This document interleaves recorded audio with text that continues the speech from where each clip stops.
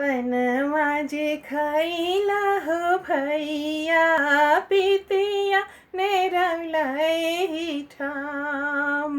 पनवा जे खैला हो भैया पितिया ने रंगलाई ठाम।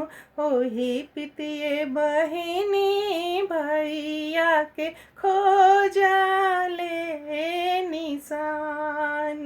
ओही पितिये बहिनी भैया के खोजा ले निशान। ओही पर सबके भैया खेला ले शिकार। ओही पर सबके भैया खेला ले शिकार। यही पर सबके बहिनी रोदा ना पसार। यही पर सबके बहिनी रोदा ना पसार। तोहरो रोदन मागे बहिनी मोरो ना सोहार।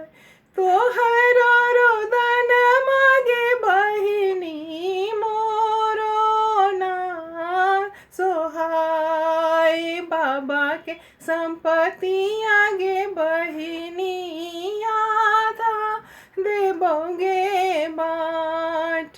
बाबा के संपत्ति आगे बहिनी आधा देबोगे बाट।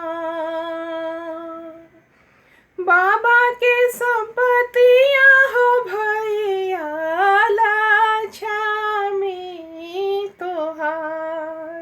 बाबा के संपत्तिया हो भैया लाछमी तोहार। हम दूर देसनी हो भैया गठरिया के रे आस। हम दूर देसनी हो भैया